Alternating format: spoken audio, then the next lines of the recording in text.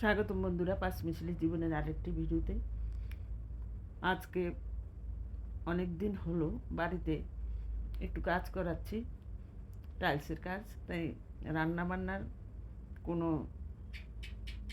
Process নেই, যখন যেখানে পাচ্ছি রান্না করছি, কখনো বাইরে কখনো ঘরে। মোটামুটি কাজ অনেকটা গুছিয়ে এনেছি, অল্প কিছু কাজ বাকি আছে।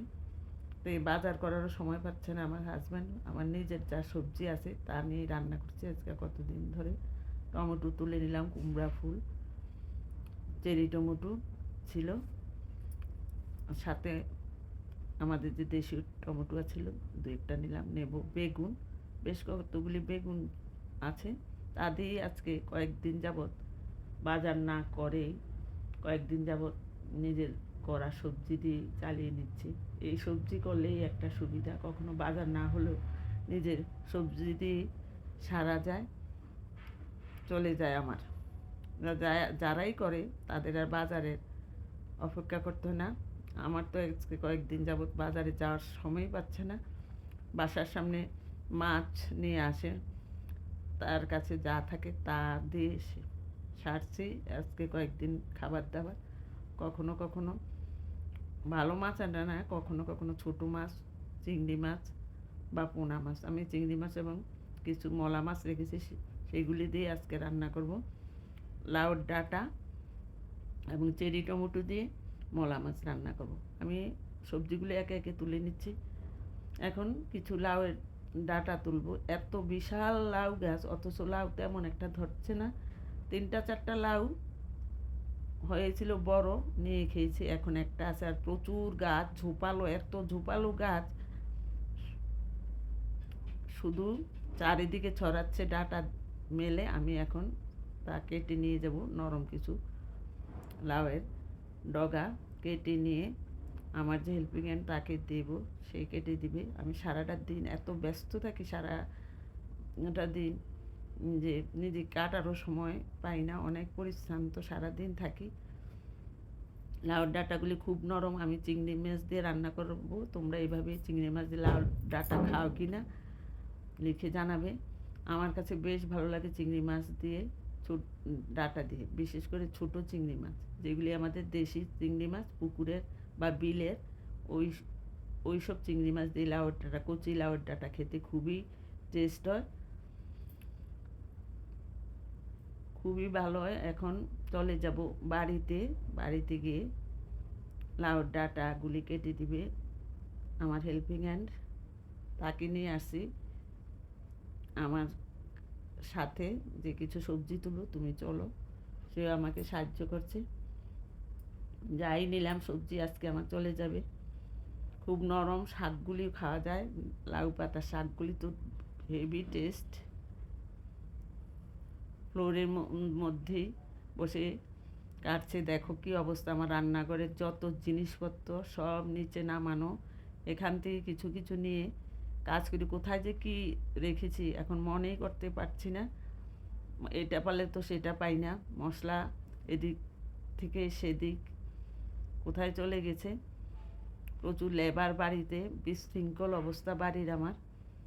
এর মাঝেই রান্নাবান্না করতে হবে, যেহেতু পেটে খিদে আছে, রান্না না করে উপায় নেই, রান্না করব।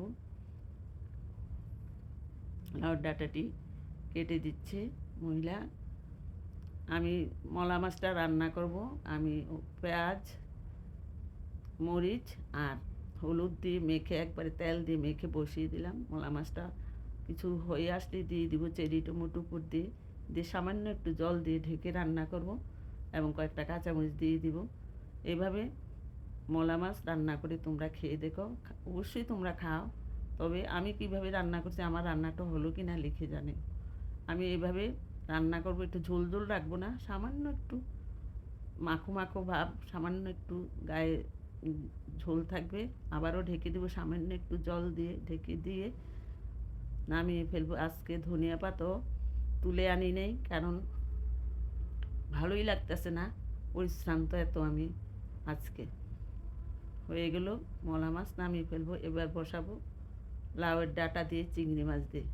লাউয়ের ডাঁটাটি দেবো আমি প্রথমে। চিংড়ি মাছ, অনেকগুলি চিংড়ি মাছ, ছোটো চিংড়ি মাছ ভেজে নিয়েছি, নিয়ে উপরে দিয়ে দিলাম লাউ শাক সহ ডাটা, সবগুলি শাক দিয়ে নেই, সামান্য কিছু শাক সাথে মিলিয়ে দিলাম। ডাটা কিছুক্ষণ নেড়ে চেড়ে এবার সম্পূর্ণ লাউয়ের ডাটাগুলি দিয়ে দিব হলুদ এবং লবণ দিয়ে সামান্য নেড়ে ঢেকে দিব। এইভাবে তোমরা চিংড়ি মাছ দিয়ে খেয়ে দেখবে। সাথে আমি কিছু বেগুনও দিয়েছি